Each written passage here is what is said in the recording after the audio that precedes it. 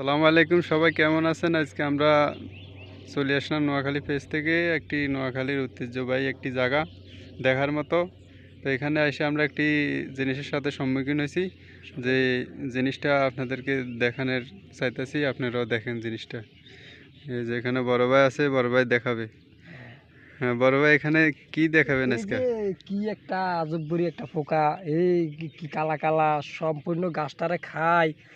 একদম মানে মারা গাছের মতন করে গেলেছে, ঠুন্ডা করে গেলেছে। এটাও তো একটা দেখার মতন। এই ডাইরেক্ট গাছের মধ্যে হ্যাঁ এসে পোকা, অবশ্যই, আমরা কিন্তু আর এইসবগুলো এই আগে পোকা তো দেখি নাই। আমরা তো আর দেখি না। এই ডাইরেক্ট এটা গাছের খায়। এভাবে একবারে এই মানে ডাইরেক্ট কালা কালা পোকা, এগুলো কত বড় বড়, এই একটা পোকা কত বড় বড়। আপনারা এখানে এই অবশ্যই পোকা হয়তো আপনারা দেখতে পাচ্ছেন, এখানে কালো কালো একটি মানে পোকা দেখা যাচ্ছে, কিন্তু এগুলা দেখেন একটা খালি অনেক বড় বড়, দেখতেও একবারে ভয়ঙ্করের মতো। এই পোকাটা এই সবুজ গাছটারে খাইয়ে একবারে মানে মনে হচ্ছে যে গাছটা শুকনা মৌসুমে যেরকম মরে যায় পাতা পুতা, একদম এরকম হয়ে গেছে। এরা মূলত যেই গাছটা ধরে ওই গাছটা একদম পুরোটা খাই, পরবর্তীতে আরেকটা গাছে ধরে। দেখেন এই পাশে আরেকটা গাছ আছে, কত বিশাল বড় একটা গাছ। এটা খায় একদম শেষ করিয়া। ওখানে এই যে এটা এখানে আছে, এই যে ছোটো গাছটা একবার দেখেন অলরেডি পুরোটাই খাই ফেলছে। মানে এটা আসলে আমরা আর কখনো দেখি নাই, এটা এই ফার্স্ট দেখতেছি। এটা মানে কি বলবো আর, দেখতেও ভয়ঙ্করের মতো লাগে, আমার ভয় লাগতেছে। দেখেন কি কালো কালো লম্বা লম্বা, একবারে ওই যে আমরা নোয়াখালী ভাষায় বিশালের মতো কই, বিশালের মতো দেখতে। তো দেখতে পাইতেছেন আপনারা কোনোদিন আর এগুলো দেখছেন কি না, কমেন্টসে জানাবেন।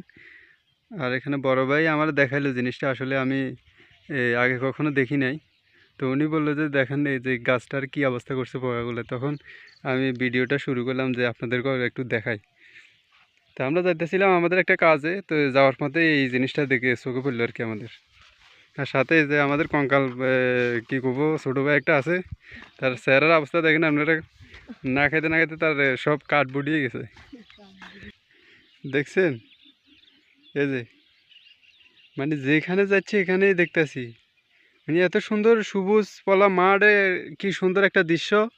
এই পোকাগুলা খাইয়া দেখেন আপনারা সাইডে, দেখেন এই গাছটা কিন্তু অনেক কি সুন্দর একটা গাছ, মানে সবুজ সবুজ আছিল। খাওয়ার পর মানে এই দেখতেছেন পোকাটা কি করতেছে, যে মাথাটা লড়াই জোগাইতেছে।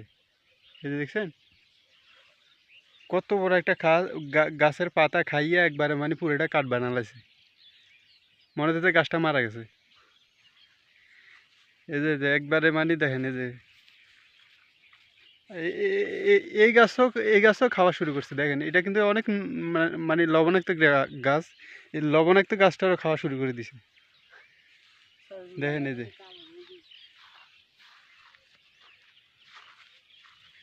আর যে গাছটা খাইতেছে মূলত এই গাছটা আমরা নোয়াখালীর বাসায় এটাকে গোয়া গাছ বলি। এটার অনেক ক্ষীর আছে, এটা চোখ টোকে পড়লে অনেক ক্ষতি।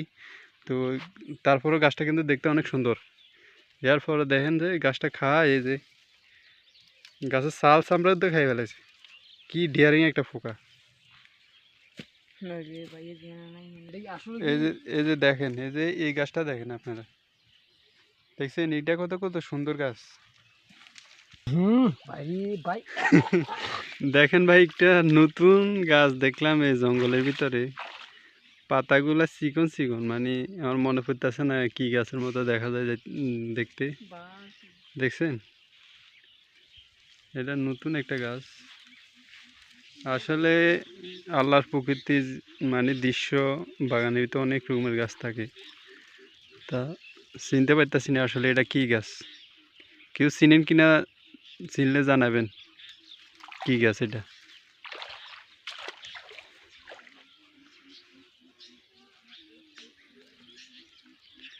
আমরা আইছি আমাদের এখানে পুকুর দেখার জন্য।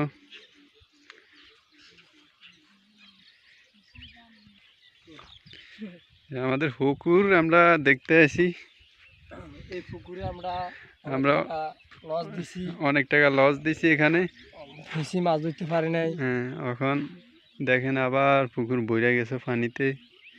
আমরা পরে 3-4 দিন ধরে স্যালো মেশিন লাগাইয়া ছিটছিলাম, পরে আমাদের 30 লিটার মতো তেল গেছে। এক বৃষ্টিতে সব একবারে মানে পানি এসে বইরে গেছে, আমরা মাছ ধরতে পারিনি। এগুলো আমাদের পুকুর। এই পুকুরে অনেক গুল্লা মাছ ছিল, এতকাল ধরার মতন আঙ্গো ক্যাপাসিটি ছিল না। বৃষ্টি ওই সব মাছগুলা সব শেষ করে গেলাইছে। আমরা অনেক কষ্ট কারাস করি 30-35 লিটারের মতো তেল খরচ করছি, ওই টাকা উঠে উঠতে পারিনি আমরা। হুম, সেই লস প্রজেক্ট আমরা আবার দেখতে আসি, যদি আল্লাহ যদি আবার আমাদেরকে সেচার মতো তৌফিক দেয়, যদি আবার আমরা সেচতে পারি, যদি আমাদের লসটা আবার যেন পূরণ করতে পারি এখানে, এজন্য দেখতে আসি। সাথে বড় ভাই আছে, কাঠবড়ি ছোট ভাই। কত কষ্টের বান, এখানে বস্তা বস্তা দিই টিকে রাখতে পারিনি, শিখেছিল। অনেক শ্রম দিছি এই পুকুরের পিছনে। এখানে আমাদের আরেকটা বান, মানে কি পরিমাণ যে আমরা এখানে কষ্ট করছিলাম, কিন্তু আল্লাহর অশেষ রহমতের বৃষ্টি এসে আমাদের সব ভেঙে দিছে।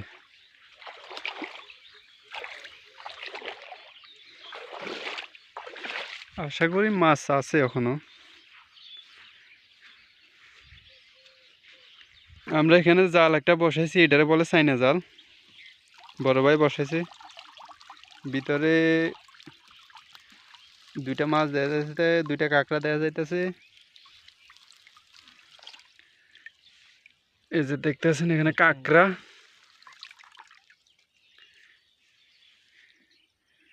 এই একটা ক্যানেল, এটা ক্যানেলের ভিতরে চাইনা জাল বসাইছে বড় ভাই। কি বইছে কোনো বয়সে তো জানি না, কোনো বেশন জানেন না। কেন মনে আমাদের বান্ধে কেটা বই এলো আমরা তো জানতেছি না, কইতে তো পাইতেছি না। সেটা তো জানার বিষয়, দেখার বিষয়। হ্যাঁ, কে বইছে? কে বইছে রাত্রের বেলায়? তা আমি তো মনে করছিলাম আপনি বইয়েছেন, তাহলে আপনি বইয়েন নাই। না না না, এই সাইনা জালটা হ্যাঁ, সরি, তাহলে বাইরে এটা আমরা বইয়ে না, কে জানি বইয়েছে, এখন বড় ভাই দেখতেছে। মাছ লাগিয়ে কিনা দেখতেছি। এখানে একটা গুগুর বাসা দেখছিল বড় ভাই। হ্যাঁ হ্যাঁ, গুগুর বাসাটা ডিম আছে, দুইটা ডিম আছে। হ্যাঁ, দুইটা ডিম আছে। এটা পরে আমরা যদি মানে বাচ্চা খুঁড়াই, তো আমরা পরে দেখবো আর কি। হ্যাঁ হ্যাঁ তো সবাই ভালো থাকবেন, আল্লাহ হাফেজ সবাইকে। ঈদ মুবারক। ঈদ মোবারক। ঈদের পরে আমরা ঈদ শেষ, ঈদ এমনিতে শেষ অনেক দিন, ঈদের আবহাওয়া কাটিয়ে গেছে, তাও আমরা আপনাদেরকে ঈদ মোবারক জানাইলাম। তো সবাই ভালো থাকবেন, আল্লাহ হাফেজ। সবার মাঝে থেকে বিদায় নিতেছি আজকের মতো। সুন্দর একটা হম্বলি গাছ আমাদের এখানে স্বর্ণদ্বীপ। হম্বলি গাছটা তো, এটা হম্বলি গাছ তো। হ্যাঁ, অবশ্যই এটা হম্বলি গাছ। হম্বলি গাছটার হাতাটা কেচুও খাওয়া নাই। হ্যাঁ, কত সুন্দর একটা সবুজ গাছ, সবুজ একটা দেখতে অনেক ভালো লাগে। একটা হরল। হ্যাঁ, তো ঠিক আছে, সবাই ভালো থাকবেন। আলহামদুলিল্লাহ। বড় ভাই হ্যাঁ সবাইকে সালাম দিল, সাথে কাঠবডি ভাই কিছু বলো। হাই দিদো সবাইকে লাইক করতে বলো। যাকে নিজেরই শরীর চলে না। সবাই ভালো থাকবেন, আল্লাহ হাফেজ।